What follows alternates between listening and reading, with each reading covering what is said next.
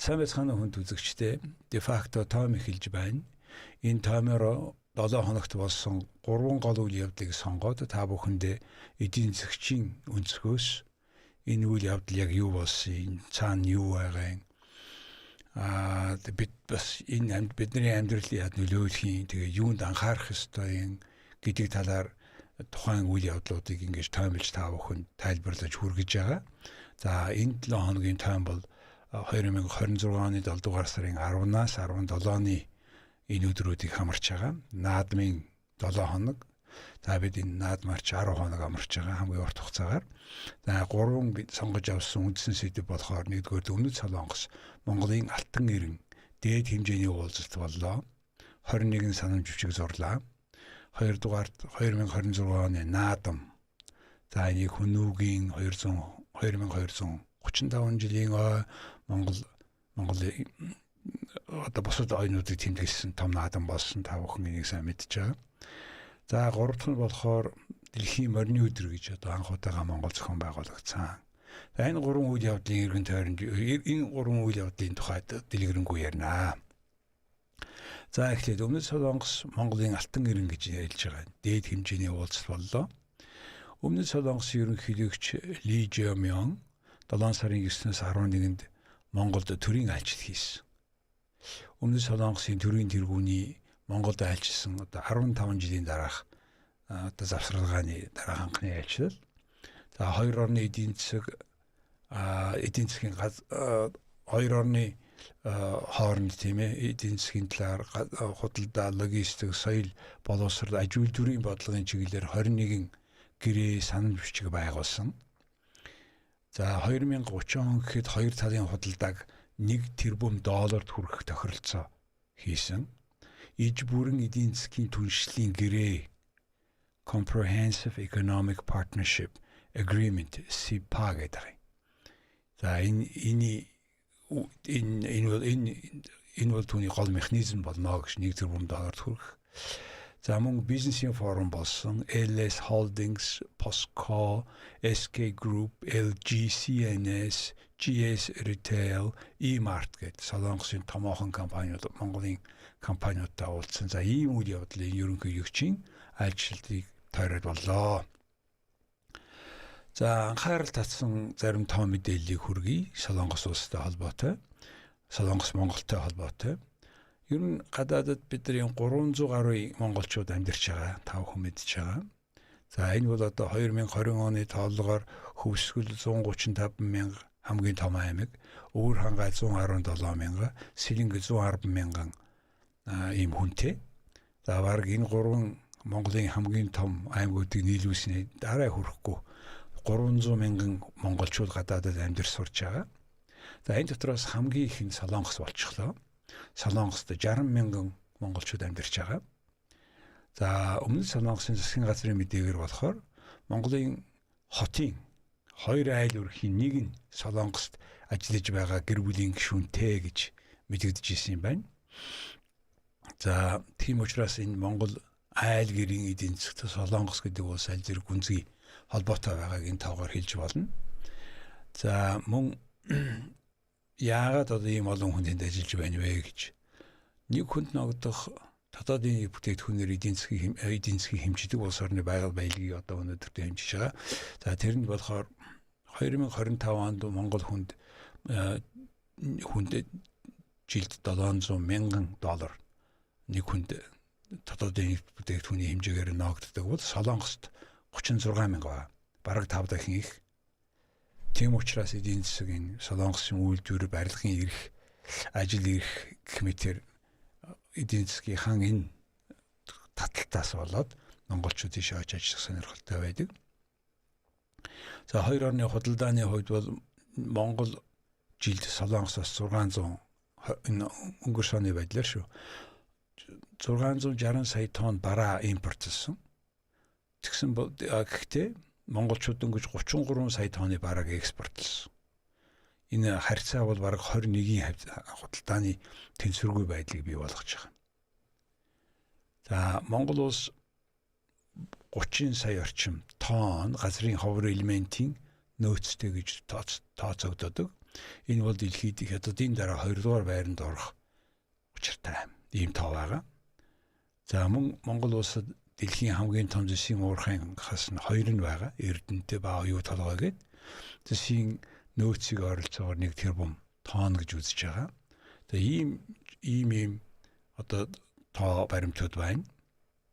Тэгээд энэ Солонгосын ерөнхийлөгчийн айлчил саяын арга хэмжээний нүч юугаар ач холбогдолтой вэ гэвэл Солонгос улсын хувьд болохоор хятадын ноёрхсон энэ газрын ховор элементийн нийлүүлэлтийн сүлжээнээс хамааралтай байдлаа бууруулна, бүр зорилготойгоор санаатаагаар төрөлжүүлэх тийм бодлого хэрэгжүүлж байгаа.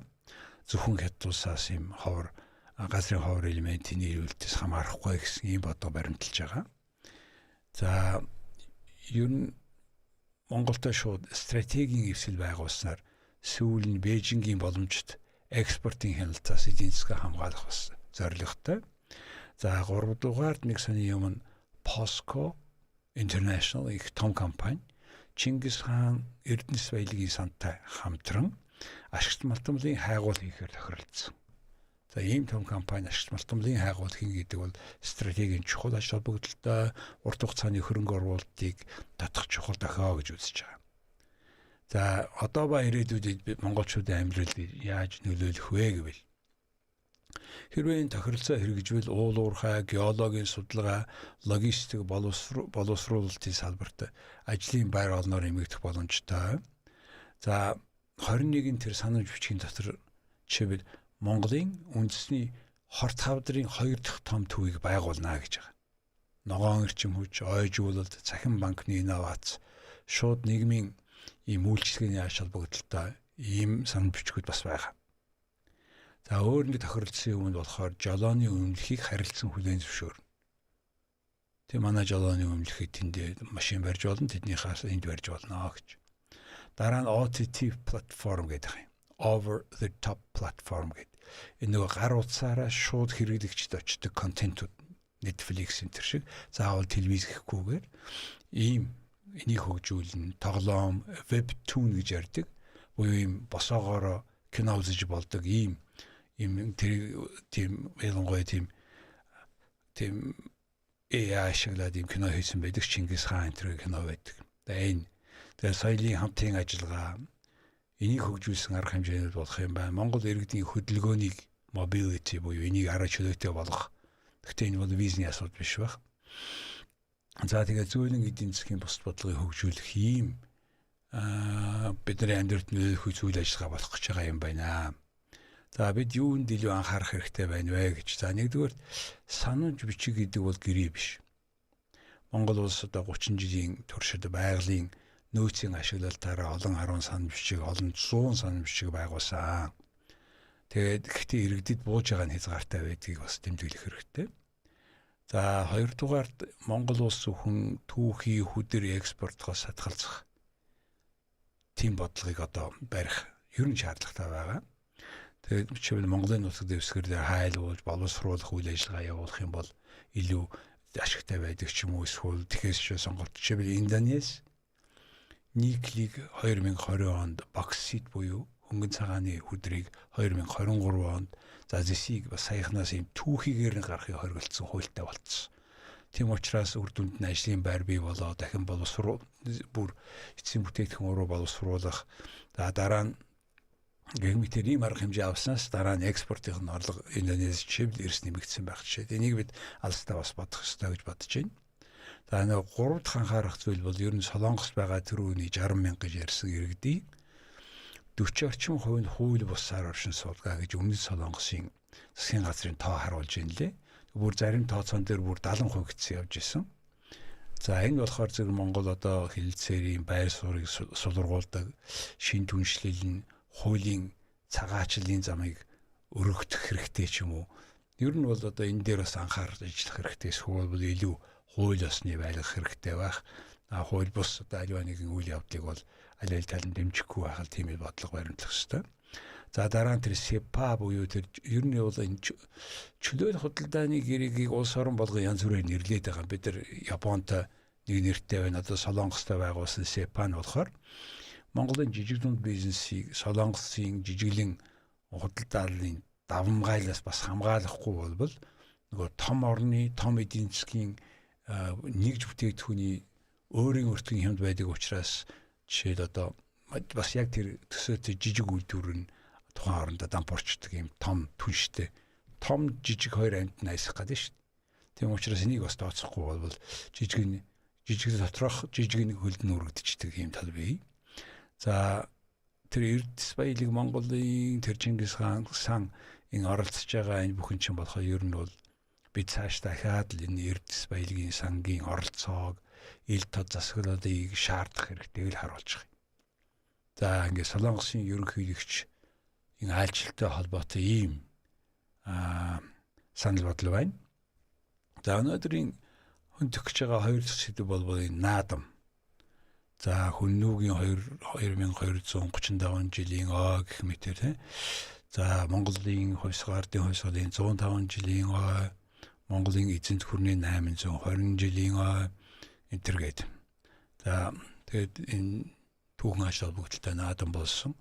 За саяны тэр онцгоодыг дараалаар нь өөрөөр ярьжсэн ач холбогдол оронч юм уу. За ямар ч гэсэн наадам одоо ээлж одоо монголчуудын хүсэн хүлээж идэг дуртай наадам энэ жил харин 10 хоног уртаа амарсан юм наадам боллоо. За эдний 5 өдрийн үндэснийх наадмын үйл ажиллагаанууд болсон. За 5 өдрийн ягаад гэвэл 1024 бүх барилцсан учраас үндсэндээ 7 сарын 10-нд эхэлсэн. Тэгээд 10-аас 15 хүртэл явсан Монгол бүх уяаж сурчдын одоо энэ 93 наадам гэдэг агуулгаараа бүгдээрээ явсан да. За тэр өмнөд Солонгосын ерөнхийлөгч бол 11-нд буцсан гэхдээ өвдөөс өмнө наадмын нээлтийн ёслолд хүнд цочноор оролцсон. За олон улсын аяндыг юм хэлэхэд ийм том орны ерөнхийлөгч ингээд ирэхээр дэлхийд даяар ингээд Монгол олон улсын хэвлэл мэдээллийн хэрэгсээр Монголын тухай харуулцдаг. Маш хүчтэй сурталчилгаа болдог. Бидний хувьд үнэгүй. Тийм учраас наадмын үеэр том цочин ирнэ гэдгийн цаана Монголын тухай асар том сурталчилгаа ялангуяа тухайн орных нь иргэдэд болон тэр оронтой нэг эдийн засгийн улс төрийн ойрын харилцаатай орнуудын хувьд бол томоохон сурталчилгаа болдог гэдгийг бид хэлэх хэрэгтэй. Одоо жишээлбэл онцолж хэлэх юм бол Ноднин Японы эзэн хаан ирсэн. За энийг тойроод бол Японы бүх хүмүүс одоо энэ тэр зочлолыг аяллыг бүгдийг харж ийсэн. Одоо манай хатан хаан инглээ гэд. Энэ бол үнгүүгээр энэ олон улсын хэвлэл мэдээллийн хэрэгсэл төр маш хүчтэй сурталчилгаа болдог гэдгийг бүгдээ мэдэх хэрэгтэй. Тийм учраас бид энэ наадмын үеийн төрийн дээд зочныг одоо бид ийм чухал ач холбогдолтой гэдгийг олон чухал ач холбогдлоос бас би энийг онцолж хэлж байгаамаа. За өөр нэг сони мэдээ болохоор Монголын одоо энэ наадамтай холбоотой өөр сони мэдээ болохоор Монголын аялал жуулчлалын орлого 2026 онд 1 тэрбумын түүхэн дээд амжилтанд хүрсэн гэсэн мэдээлэл энэ Азийн хэвлэл мэдээллийн аялал жуулчлалтай холбоотой мэдээллийн сайтуудаар гарсан байлээ. 2025 оны мэдээгээр 2026 оноос тэрнээс илүү болох магадaltaй. Монголд ирж байгаа нэг жуулчин дунджаар $2,000 зарцуулж байна гэж. Тэгэхээр 3.5 сая хүнтэй улс орон аялал жуулчлалаараа $1 тэрбум хийж гин гэдэг бол энэ аялал жуулчлал бол үнэхээр эдийн засгийн томоохон хэсэг болж энэ хүчтэй салбар болж ийн гэсэн үг шүү. За та бүхэнд анхаарах хэдэн тоо баримтыг энэтэй холбогдуулж хэлье. Яг энэ наадмын өдрүүдэд зочд буудлуудын үн болохоор 2 дахин нэмэгддэг. За юу ч гэсэн энэ Азийн ямар ч наадмаас давсан юм богино хугацааны хүчирхэг эдийн засгийн ийм арга хэмжээ гэдгийг бас тэмдэглэх хэрэгтэй. За 2010 онд ЮНЕСКОгийн Бит бус соёлын өвийн жагсаалтанд Монгол улсын наадам гэдэг энэ соёл амьд соёлын уламжлалуудын нэг нь орсон. Монголын хүн амын ердөө 3.6 сая байгаа ч гэсэн тийм их орлого хийж байгаа нь болохоор аялал жуулчлалаараа хүн амаараа харьцуулахад айгүй олон Европын орнуудаас тутахгүй зарим тохиолдолд илүү энэ өгөөжтэй байна гэж үзэж байгаа. За Солонгосын хувьд болохоор сонь Монголоос 15 дахин шахуу их хүнтэй. За тэгээд Монголын хүн ам өсөж яхад Солонгосын хүн ам 2020 онд оргилдөө хүрээд одоо ингээ бууж байгаа. 2100 он гэхэд бараг 22 сая хүнтэй болно гэж хүртэл таамаглал байгаа. Тэгэхээр сая одоо нэг ерөнхийлөгч нь ирж байна. Хүн амын өсөлт бууралт нь юм байна. Тэгээд алсын хараан дээр бол энэ одоо бас анхаарах асуудалтай нэг юм байна. За энэ наадам яагаад чухал вэ гэхдээ зэрэг би тэрнээ соёл урлаг тэр талаас ердөөс давхан зөндөө сонссон, нийлж дагсан, баярлсан. Тэр тухай би зүгээр эдийн засгийн талаас ярихаар биш. Нэгдүгээр энэ нэг тэрбумын аялал жуулчлал бол Монгол улсын хувьд уул уурхайгаас орлогоос гадна анхны томоохон шин орлогын их үүсвэр гэсэн. За энэ бол нөгөө Монгол улс эдийн засгаа төрөлжүүлнэ гэж яриад байгааг энэ том 30 жил ярьлаа шүү дээ. Энэ нэг тодорхой жишээ болчихж байгаа юм. За өөр нэг онцлог юм нь болохоор наадам бол энэ орлогыг малчны гэр бүлд за гэр зочд буудалд жолоож, уран дархан, зоогийн газруудын орлогыг нэмэгдүүлдэг. Уул уурхайгаас ялгаатай энэ хөрөнгийн задлж хуваарлдаг. Уул уурхай бол тэрийн болгоно жигдэрч хуваарлагддаг мэдж байгаа. Энэ бол ингэж задлж хуваарлагддаг нийгмийн одоо энэ яг энэ хэсэг хүмүүс бол тодорхой орлого болдгоо гэдгийг хэлэх хэрэгтэй гэж байгаа. За одоо ба ирээдүйд монголчуудын амьдралд энэ яад нөлөөлөх вэ гэж. За бид ингээд аялал жуулчлал нэмэгдээд наадам баяр иймэрхүү арга хэмжээ болоод дэлхийд даяар хүлээн зөвшөөрөгдсөн болоод эхлэхээр засгийн газар чинь зам, сонгоцны буудал, зочд буудал энэ байгууламжуудыг одоо сэргийг шинээр барих юм ажил одоо ингээ гарч байгаа. Тэр нь болохоо зөвхөн жуулчдыг татдаг зуны голдуу үйлрэлдэ биш. Ер нь жилийн туршид юм ашигтай эдийн бүтцүүд бий болох суурь болж байгаа. За хоёрдугаарт болохоор энэ аялал жуулчлал болохоор зэрэг Монголын урсгал тооцоон дээр урсгал тооцооны тэнцэл дээр их зөв нөлөө үзүүлж байгаа. Буюу зэс нүүрсний үний бол үнэ хэлбэлцдэг тийм ээ. Энэ аялал жуулчлал яг ийм хэмжээний дэлхий чинь том шүү дээ. Зөвхөн өвөр Монгол гэтэл 25 сая хүн ирж байгаа гэж байна шүү. Тэгэхээр Монголын соёл түүхийг үзүүлэх ярих юм чинь их юм байна, их боломж байна гэдгийг харуулж байгаамаа гэж. За тэгээ бид монголчууд юунд анхаарах хэрэгтэй вэ гэж. За нэгдүгээр тэр нэг тэрбумын тоо гэдгийг наривчлан үзэх хэрэгтэй юм байна. Хэдий хэмжээнд хаана орж байгаа зочд буудал, агаарын тээвэр, аялын компаниуд руу орж ийн, гадаадын аялал жуулчлалын компаниуд руу орж байгаа мó, Монголын руу орж байгаа мó. За дараа нь хоёр дахь нь энэ бүх орлогын чинь гол эрс төвлөрөл нь зөвхөн наадам юм уу?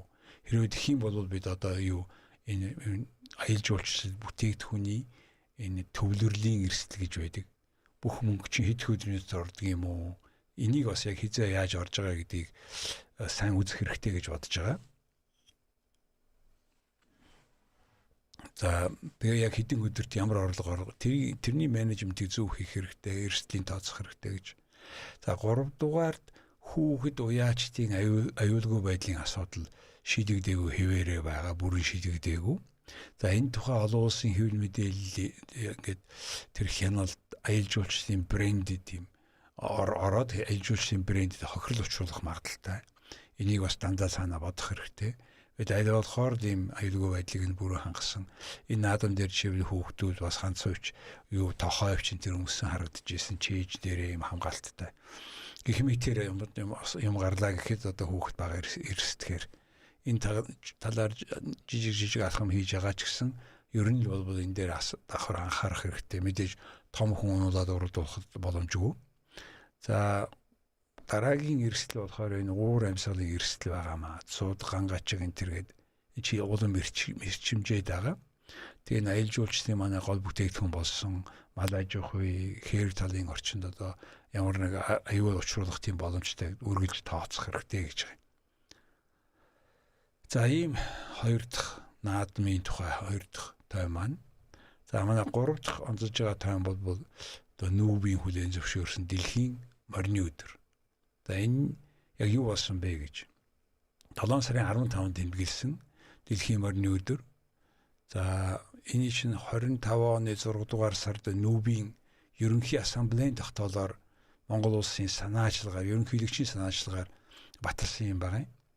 Тэгээд энэ нүүбийн олон улсын өдрийг одоо тэмдэглэдэг тэр календарт орцсон байгаа. За энийхэн дагуу сая Хүй 7 хотогт болсон энэ дэлхийн морины өдөрт болсон арга хэмжээнд Монгол болон гадаадаас энэ ойр орчноос ирсэн юм шиг байгаа. Тэгээд яг мартайгаа ирсэн хүн би тэр тухай мэдээлэл гараагүй. Гэхдээ Монгол болон гадаадаас 12 мянган мортон хүн ирж оролцлоо гэж хэлсэн байгаа. Тэгээд жагсаад явж байхын дөрөөнөөр та бүхэн харсан байх. За энэ дотор 50 орны төлөөлөгч зочид оролцсон, морин спорт, соёлын өв, бизнес, аялал жуулчлалыг нэгдсэн олон улсын тийм давцсан болох тийм эхлэл байсан гэж. За мэдээж энийг анхаарал татсан асуудлууд байгаа. Хамгийн сайн зохион байгуулагдсан болсон гэж оролцсон хүмүүс хэлэхгүй байсан. Яг нь зохион байгуулагдсан муугүй. Тэгээд ер нь бол наадмын талбайгаас босч ирэхдээ 6 цаг машиндаа явсан гэж ярьж ирсэн. За наадмын талбай дээр яг энэ морины энэ юуны морины баярыг тэмдэглэж яхад бас зөндөө олон зохион байгуулалтын асуудал гарч ирсэн. Тэгээ энэ бүхнийгээ бид одоо хойтын гэхэд араа сайжруулад явах ёстой. Санийн тав баримт мэдээллийг хэлье та бүхэнд. Монгол улс дэлхийн тэр Nubin FAO гэж хөдөө аж ахуйн байгууллага байдаг. 2023 оны тэдний тооцоогоор дэлхий дээр 60 сая морд байдгаас Монголд 5 сая нь байна гэж байгаа. За ер нь бол бараг 10% шахуу гэж ярьж ирсэн. Тэгээ 3.6 сая хүнтэй Монголд ийм олон морь байна гэж. Нэг хүн ногдох морьороо Монголд тэргүүлдэг юм байна. За юу нэг хүнд 1.4 буюу за 3 морь 2 хүнд ногддгоо гэсэн. 2 хүнд 3 морь ногддгоо гэсэн. За өөр ямар ч улс орн энд ойртохгүй. Дэлхий дээр хамгийн их морь болохоор 9.2 сая адуу Америкт байдаг. Хамгийн их адуутай орн юм байна л да. 335 сая хүнтэй. За 36 хүнд нэг морь ногдож байгаа. За энэ бол одоо ингээд адуутай холбоотой бүр өөр соёл иргэншил байгаа юм л да. Тэгээд жишээлбэл Монголд одоо 25 оны эцсээр 58 сая мал байна гэвэл нэг хүнд ногдох нь хүн амаас 16 дахин илүү байх жишээтэй. За адуу болохоор Монголын нийт малын 8.8% эзэлдэг. Монгол улс адуу үржүүлэлтэндээ дэлхийн эхний байранд жагсдаг. Тэгэхдээ энэ адуу гэдэг иш ойлголтын цаана асар том спорт, тээвэр, хөдөө аж ахуй, аялал жуулчлалын том салбарууд бас байдаг энэтэй холбоотой. Тэгээ энэ салбар одоо яагаад чухал вэ гэвэл энэ манай зөөлөн хүчний бодлого буюу Монголын брэнд өмчлөлийг хэрэгжүүлж байгаа асуудал одоо энэ Монгол морь адуу гэл ингээд. За энэ аялал жуулчлал, үржлийн мал спорт, аялал жуулчлалын үржлийн мал экспорт, соёлын дипломат ажиллагааны хувьд Монгол улс дээр ийм тэнхлэг болсон ийм банк Монгол улсад дээр одоо төвлөрсөн дэлхий дээр жил болгон болдог ийм шин давцсан бий болж байна гэсэн үг арга хэмжээний. Ер нь энийг одоо жишээлбэл World Horse Day Expo гэдэг ийм нэрээр дэлхийн морины өдрийн экспо гэж энэ гадаадын үзэсгэлэнгийн компаниуд, морины үржлийн аж ахуй эрхлэгчид, аялал жуулчлалын компаниуд болон соёлын байгууллагууд ийм оролцсон ийм ажлын эхлэл юм шүү гэдгийг хэлмээр байгаа. Энийг зөв ухаалаг зохион байгуулах юм бол яг нэг аялал жуулчлал шиг асар том бизнесийн бүтээгдэхүүн болж явах юм аа гэж байгаа. Энэ дэлхийн морины адууны өдөр гэдэг чинь. Морины адууны олон морь болохоор адуу тий. За энэ дээр нэг сони юм байна. Энэ олон улсын морьтой адуутай холбоотой эдийн засгийн хамгийн гол өмчлөгч нар нь болохоор малчин өрхүүд. 5 сая гаруй малын чинь адууны чинь цаана зөндөө олон малчин өрх байгаа. Буюу бусад баялгаас ялгаатай энэ чинь доороосоо дээшээ чиглэсэн баялагын боломж байхгүй юу? Бусдын дээрээс нь удирдах явдаг бол энэ доороос хөгжүүлээд явах тийм дэлхийн дэлхийн морины экспо өдргээ зөв зохион байгуулах. Улс орнууд яг ийм хийж асар их дэлхийн хүмүүсийг татдаг тийм дэлхийн брэнд болох арга хэмжээ гэсэн үг шүү. За мөн энэ морины үйлдвэрийн экспорт, малын эмнэлгийн үйлчилгээ, морин аялал жуулчлал, морин тэмцээний дэд бүтц мэдээж чадвал бид нар хөдөөгийн хувьд бол тогтвортой, орлоготой болгох ажлыг хийж байна гэсэн. Энэ нүүбийн хөлийн зөвшөөрсөн энэ арга хэмжээ болохоор шүү дээ. Ялангуяа өвөр Монголын байдалтай ингээд харьцуулаад үзэхээр биднэрт бол илүү энэ адууныхаа соёлыг хамгаалаад аваад явах суурь тавигдаж байгаа юм шүү гэж байгаа. За мэдээж өвөр Монголч гэсэн ойрд анхаарч байгаа юм байлээ. Гэхдээ бид нар одоо дэлхийн энэ өдрийг Монголд ингээд зохион байгуулдаг санаачлага эхлүүлсний хувьд бол энэ дээр илүү юм хийх боломжтой гэж бодож байгаа. Гэхдээ анхаарах зүйл байна. За нүүб хөлийн зөвшөөрсөн энэ өд гэдэг нь бол нэлээд бэлэгдлийн шинжтэй. Үүнийг энэ Монгол дэлхийн адууны өдрийг үнцэн болгохын тулд бид нэгдүгээр оюуны өмчийн стратеги нь тодорхой байх ёстой. Үйлдвэрийн адууны үйлдвэрийн гэрчилгээний системийг бий болгох хэрэгтэй. Олон улсын маркетингийн хөрөнгө оруулалтыг оруулах хэрэгтэй. Энэ бүхнийг хийж бид энэ бүхэн ч бүгдээрээ одоо байхгүй байна. Энэ бүхнийг хийх хэрэгтэй байна. За дараа нь адууны одоо тоонд 100 уур амьсгалын эрсдэл бодит нөлөө үзүүлж байгаа тооцох хэрэгтэй. Өөр нэг чухал юм нь Монгол улс энэ адууны генетикийн бүртгэл гэж байгаа. Genetic registry гэдэг. Генетикийн бүртгэл, үйлдвэрийн хамгаалалтын хууль гэж байх ёстой. Ямар үйлдвэрийг яад нэрлэх юм, тэр нь яг ямар генетик, ген ямар байх юм гэдэг. Тэгээ олон улсын арилжааны эрх ашиг Монголын морины геномыг эхлээд өөрсдийнхөө эрхэнд манай эрх гэдгийг төрүүлж одоо яг энэ дэлхийн тунхагласнаас дараа энэ том болгоёг ийм юм хийх хэрэгтэй гэж харж байгаа. За мөн адууны соёлыг арилжаа болгохоос өмнө энийг ийм малчин төвтэй, малчдын энэ хүрээлэл төвтэй бизнес болгохгүй болбол энэ том өөр бизнес болгоо явцдаг. Эсвэл зөвхөн энэ мөнгөтэй хүмүүс зөвхөн хийдэг энгийн нөгөө адуутай ч гэсэн хүмүүс хийж чадахгүй байх. Тийм байдалд орчихгүй бас тооцох хэрэгтэй. Тэр энэ нүүб хүлээн зөвшөөрч гэдэг бол ийм зөв бэлэг тэмдгийн шин чанартай гэж түрүү ярьсан. Одоо энийг болохоор үнэхээр ийм эдийн засгийн үнцэн бий болгох. Тэр IP стратеги гаргах. Гэх мэт тэр сертификат өгөх гэдэг. Энэ бүх юмнуудыг бид анхаарах хэрэгтэй байгаа. Зөв хийж чадах юм бол яг энэ баярыг тойроод Монгол улс эдийн засгийн ялангуяа экспортын томоохон орлоготой болох дэлхийн адуу гэдэг ойлголтууд энд манай энд ингээд ярилцагддаг, хилцдэг юм адууны том 8-аач явагддаг ч юм уу дэлхийн хамгийн том бридүүд одоо үйлдвэрүүд нь тим экспо хийдэг болох хэрэгтэй гэж. За ийм юм хэлэх гэсэн юм аа. Өнөөдөр ингээд та бүхэндээ би энэ 7 хоногийн таймер 1-р Солонгос улсын ерөнхийлөгчийн айлчлал түүний ач холбогдыг ярьлаа. Хоёрт наадам. Наадам дуусаагүй ч гэсэн ерөнхийдөө наадам юу болов гэдгийг базаад хэллээ. Энэ бүхний цаана асар том боломж байгаа гэдгийг бас хэллээ зөвхөн. За гуравт нь болохоор дэлхийн адууны өдөр. За энэ бол онцгой том бизнесийн боломж шүү гэдгийг л хэлээд байгаа юм. За тэгээ яаж энийг яаж ашиглахаас, яаж хамтарч ашиглахаас бүх юм хамаарна гэж. За ийм гурван үйл ажиллагаагаар та бүхэндээ энэ 7 хоногийн таймыг хүргэлээ. Баярлалаа. Сонсонд баяртай. Hello, here is a de facto review for this week. I'm covering this week from July 10th to 17th. We usually select 3 important events of last week. And for this week, it was the following 3 events. First, it was the President of South Korea visit to Mongolia.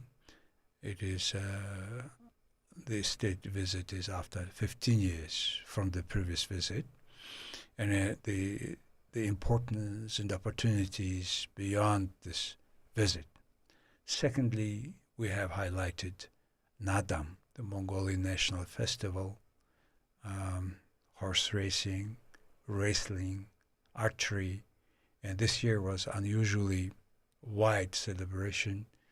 People had 10 days vacations, and half of Ulaanbaatar have gone to countryside.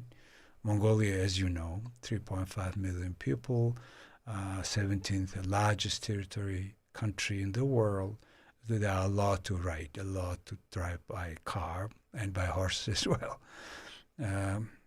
And I have here mentioned about also the tourism importance in the economy of Mongolia, because first time Mongolia reached $1 billion revenue threshold, and it's huge for a country with 3.5 million people compared with large countries and their tourism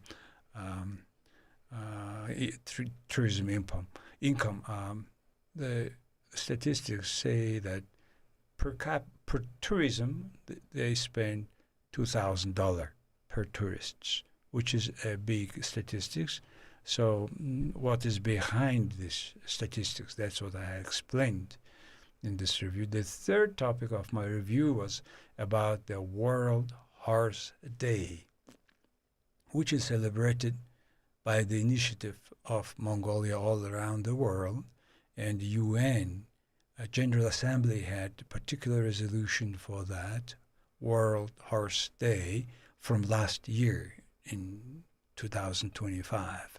So Mongolia has celebrated first time just after Naadam on July 15th. We had 12,000 horse riders, having a huge army of horse riders were riding on the Naadam camp. Big celebration, but it could be organized better. But overall, it is introducing the opportunity for Mongolians, because out of 60 million horses in the world, 5.5 million horses are in Mongolia, and Mongolia is in the first place by the amount of horses per capita. So 3 horses for 2 person in Mongolia. And this World Horse Day Expo could represent a lot of opportunities for Mongolia, in particular Mongolian herders, because these are the people who are behind these 5 million horses. So these are 3 topics I have highlighted today in Mongolian. So you can visit in details to our website, jargaldefacto.com. Thank you.